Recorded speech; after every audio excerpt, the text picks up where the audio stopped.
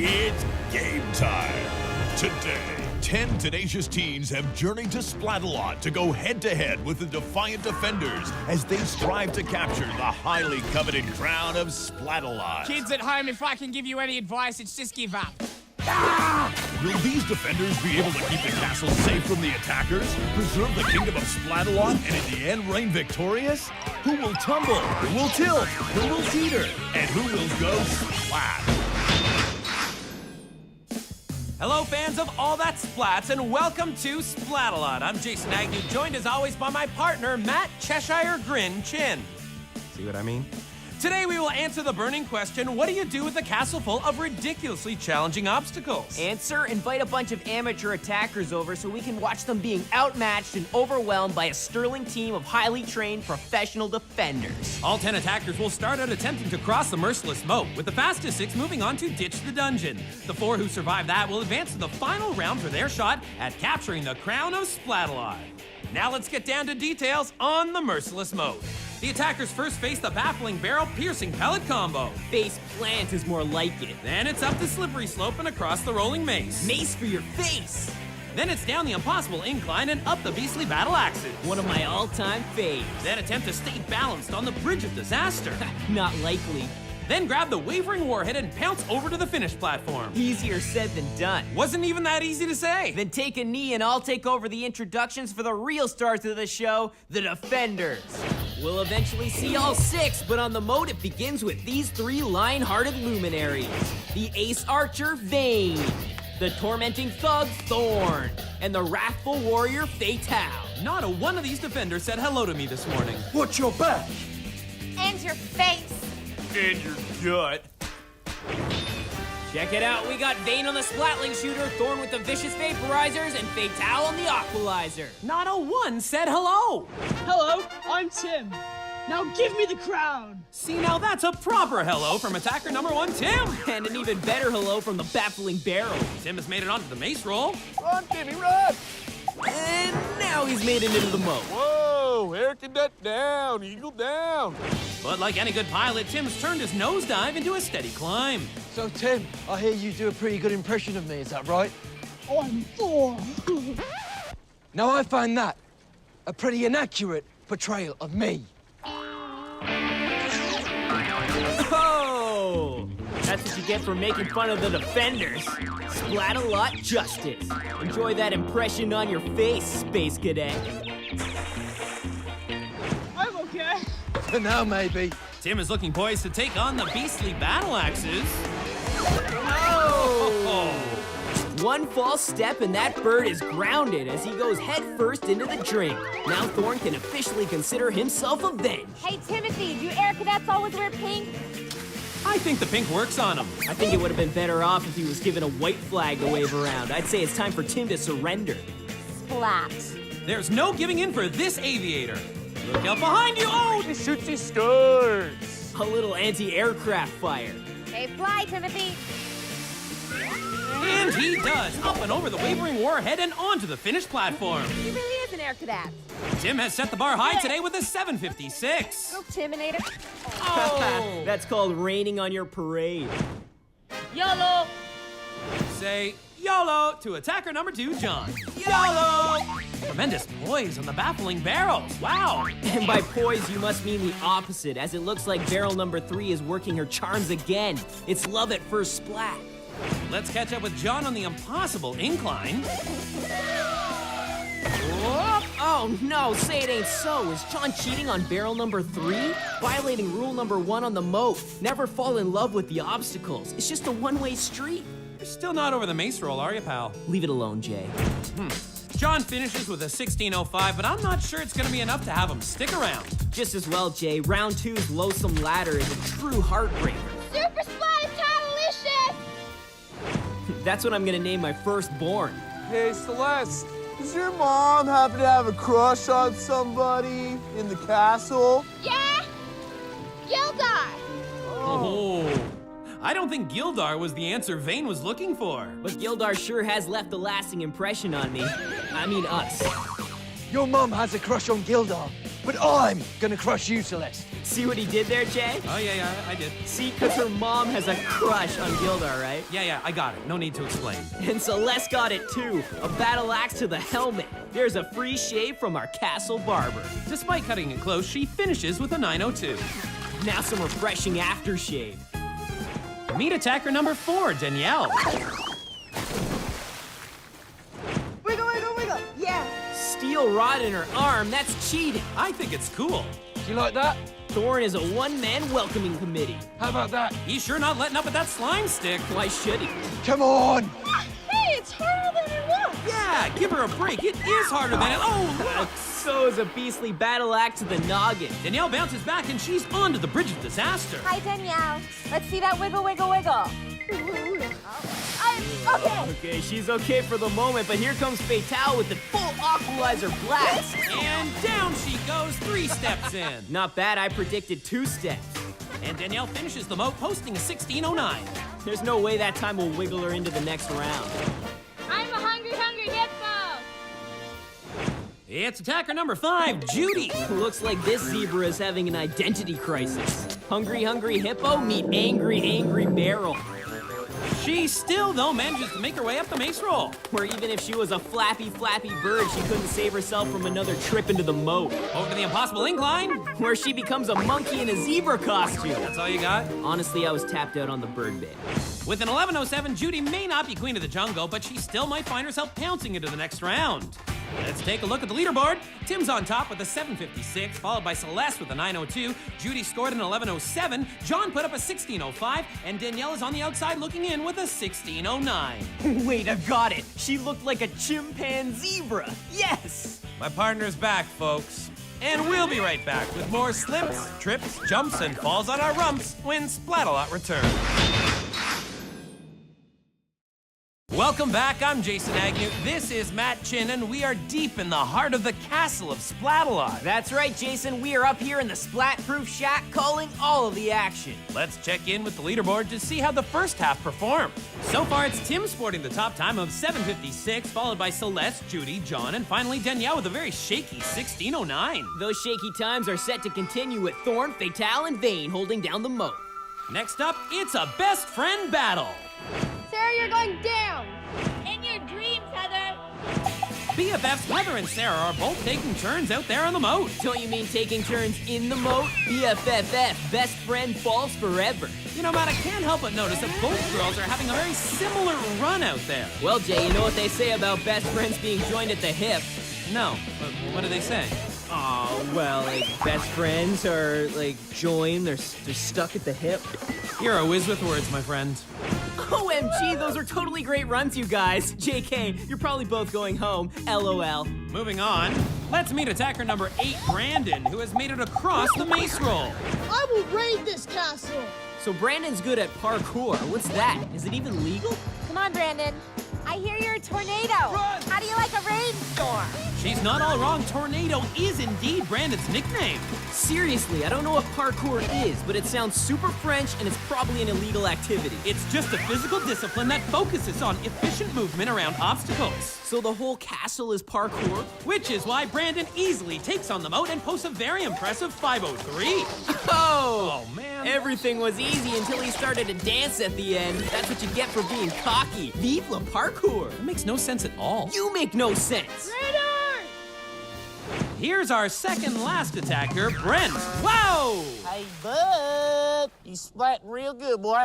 Uh-oh, Vane's busting out his southern accent. Oh. You know how I done noticed? Bud has been a little bit of a dud. Thorn, come on. Thorn does not look impressed. Nor am I. Back to the course, Brent/Bud is making his way onto the impossible incline. Oh, Bud shows us his best square dance with that trip into the moat. Even with that fail, Bud has posted a strong time of 6 minutes even. Well, hee-haw for Brent. Take a look at the leaderboard after round 1. We have Brandon. Whoa, Matty, we got one more attacker to go in this round. Oh, man, is it just me or are these attackers taking a long time today? I am really tired. Let's meet our final attacker, Matthew. Where's my crown? Hey, buddy, trying to get me. Look at this. Vane is fast asleep, giving Matthew a free pass all the way over to the impossible incline. Oh, that's a ring-ding-dong dandy. That hurt. I bet. Matt, don't you have anything to say about the splat? Oh, Matt. Matt! Not you too! That wake you up, Matthew? Oh, yeah. That water might wake up that Matt, but both Vane and my partner Matt are in full-out sleep mode. Hey, Vane! It's dinner time! What? Who's dinner? And with Vane looking for a bedtime snack, Matthew helps himself to a big helping of moat water.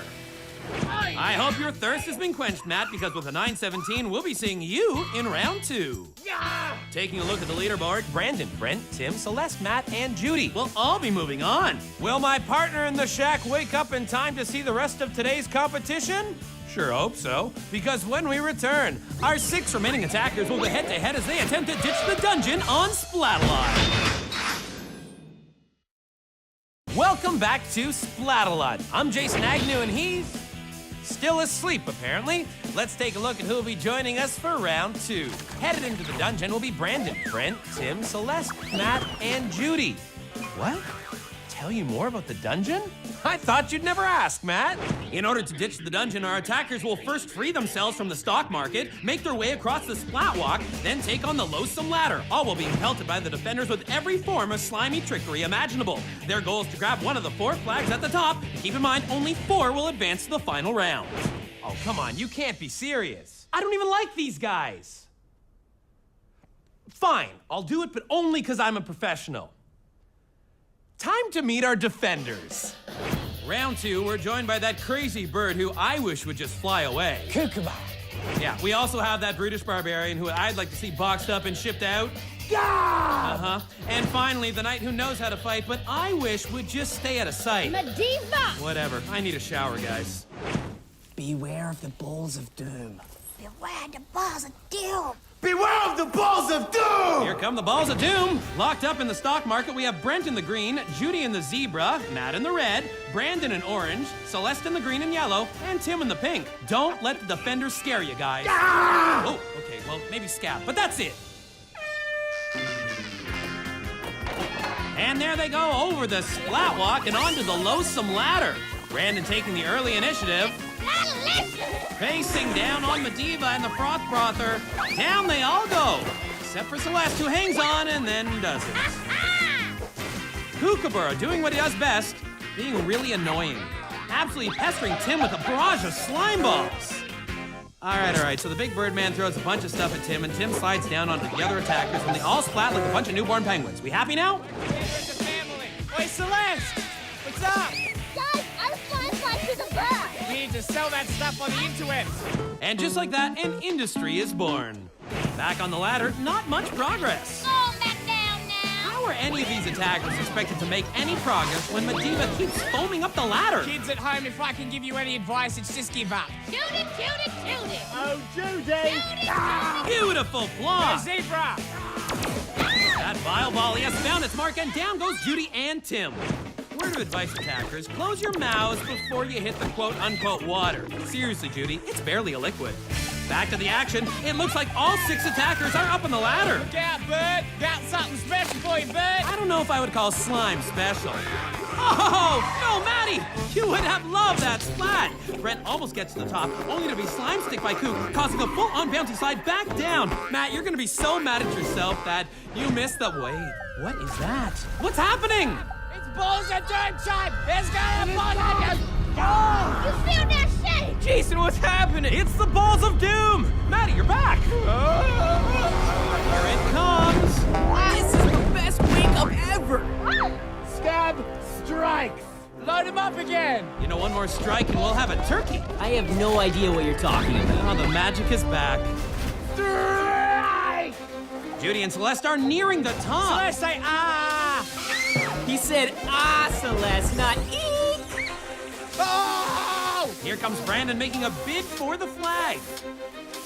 But Coop doing all he can to make sure that doesn't happen.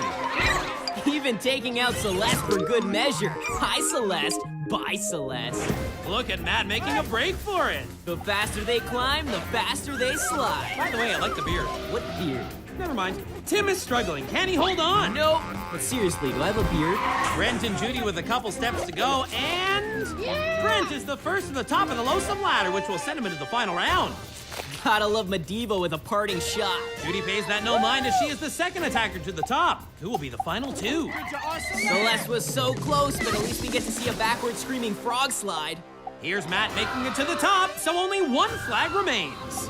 With these three, that could be hours away. And here's Brandon making it to the top. Or seconds, whatever. Our final four is complete with Tim just barely missing out. Come up here, I'll help you out. Psych! I'll help you out. Psych! That was perfect. And now we get to see Tim do his slide of shame. Double perfect. These four certainly have earned their victory dance. I don't see a crown. It's not over yet. 5, 6, 7, 8. Shimmy, shimmy, shimmy, shimmy. Da-na-na-na-na-na, shimmy, shimmy, da-na-na-na-na-na, shimmy, shimmy, yeah! Let's look at the leaderboard, woo! Advancing to the Capture the Crown round will be Brent, Judy, Matt, and Brandon. It worked. I danced my beard off. The science seems impossible, but I guess anything goes in Splatalot. I'm gonna name him Scruffy. Stick around to find out who's gonna take home the highly coveted crown of Splatalot right after this. And we're back with what is sure to be a very exciting finish to this edition of Splatalot. And you know what they say, Jason? A beard in hand is better than two in the bush. Who says that? They do. They. Back in the somewhat sane world of Splatalot, Brent, Judy, Matt, and Brandon are geared up to take on the Capture the Crown round. They say there has to be a winner every show, and yet I still hold out hope that today will be different. Who is they? I just told you, they! And with all 6 defenders set to go to work, maybe today I'll finally see my wish come true. Well, it won't be easy because on top of those clowns, here's what our attackers will have to get through in order to win the crown. It all starts with a trip through the dire mire and over the barrier of all barriers. Then take a walk on the terrifying tees, which puts you on a collision course with the scary go-round. Once on, you have to make it up and over the annihilating arm, onto the gruesome twosome, tiptoe past the clobbering cannons, and leap to the royal ramps on your way over the rock wall, where the crown of Splatalot awaits the victor. Thorn's got vaporizer, Scab on Aqualizer, Madiva cannons, Vane on Splatbow, and He's on this for life. Fantastic. that happened. Here comes the attackers. Brent in green, Brandon in orange, Judy in zebra, and Matt in red. And now all 4 are in mud. Wow, no problem for Matthew, and he'll be the first to get through the gate. Just in time for Coop to blast him with the Splatzuka. Matt shakes it off and goes for a sprint across the terrifying tees. He makes it look easy. Can Brandon do the same? Kind of. Back in the mire, Brent and Judy are struggling with the barrier of all barriers while Brandon and Matt take a ride on the scary go-round. There goes Brandon up onto the annihilating arm. And there goes Matt underneath and down. Not sure if Brandon is trying to help by lifting up his leg or trying to kick Matt into the water. Either way, it worked for me. Here comes Brent and Judy having finally made it over the barrier. Probably cheated when we weren't looking. And that's what you call Splatalot karma. You cheat, you go splat, Brent. You too, Judy. You have no proof they cheated. Guilty till proven innocent. There goes Brandon over the annihilating arm. Now can Matt do the same thing? Yoo-hoo! Great distraction tactic, Fatal. And an even better leaping tactic by Brandon, making it onto the gruesome twosome in one try. But we won't be saying the same thing for Matt as he goes for a quick swim. Hey, how about a little plaque removal? Steam has no effect on Brandon. It's a slow burn. Here goes Brent reaching for the annihilating arm, but can he make it over? No! Brandon will be the first to test Madiva and the clobbering cannons. Oh my. That's how I do.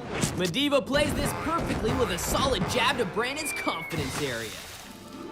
And Judy has joined us, making her way to the scary go-round. Someone wake Judy up! She's a regular sleeping Judy, am I right, Jay? Look who's talking. This area could probably be a little more slippery. Vane pulling out the slime chopper. Trying to motivate Brandon to keep moving, I guess. Mission accomplished. Vane gets him moving and gravity takes care of the rest. Meanwhile, let's check back in with sleeping Judy. Is sleep contagious? Wait, she was just playing possum. She's up and going for it. Big jump and... Oh, not quite the landing she was hoping for. Now it's Brent's turn, and he makes a tremendous leap onto the gruesome twosome. Brandon looks poised. Scab does not. Oh, but he holds on. Do something, Vane. Here he goes. And there he doesn't go. Matt and Brent have made their way past the cannon. But the royal ramps are the great equalizer. Down goes Matt. Oh, down goes Brent. Ouch, that was like a wishbone. Oh! Medivh activates the cannon and Judy is given a rude awakening. Good morning, sunshine. Back to the front runner we go. Brandon is once again lining up the royal ramps and has made it across. Will this be the one? Not a scab has anything to do with it. Matt now sneaking back in, but Brandon made the jump and sticks the landing. Can anyone catch him now? I got him! Not Matthew. Brandon continues to climb. Oh, not Brent either. Because Brandon has made it to the top, he's going for the crown and has got it. Brandon is your new king of Splatalot. Awesome. I won Splatalot! Yeah! Woo! I woke up for this? I think the defenders went to sleep in that round. Or was Brandon just too much for them to handle? Well, you love it when an attacker succeeds, and I love it when an attacker goes splat. So let's get to that part. Back on the moat, Tim showed us what happens when the bottom half of your body doesn't like what the top half is doing. His legs go on strike and he's forced to make a dive, ending up as our pink-powered splat of the day. And while Matt likes to celebrate the moments of failure in the castle, I like to look on the successes. And who is more successful today than Brandon? I will raid this castle! He started out by getting the top time in the moat, finishing in spectacular fashion. Then after a bumpy start to round 2, he ditched the dungeon in the top 4, and in the final round, he showed amazing poise, focus, and athleticism to capture the crown. Now we send things down to our new king. My first act as King of Splatalot is to throw one of you into the moat. I wish I could do it to all of you, but today it will be you, Vane. Rookie. Absolute rookie. Doesn't seem right. Well, you know, you could go in his place. Are you kidding me? The king wants Vane. Who am I to argue with royalty? So as the Splatapult claims another victim, we want to thank you all for swinging by the castle. I'm Jason Agnew. And I'm Matt Chin. We'll see you all very soon.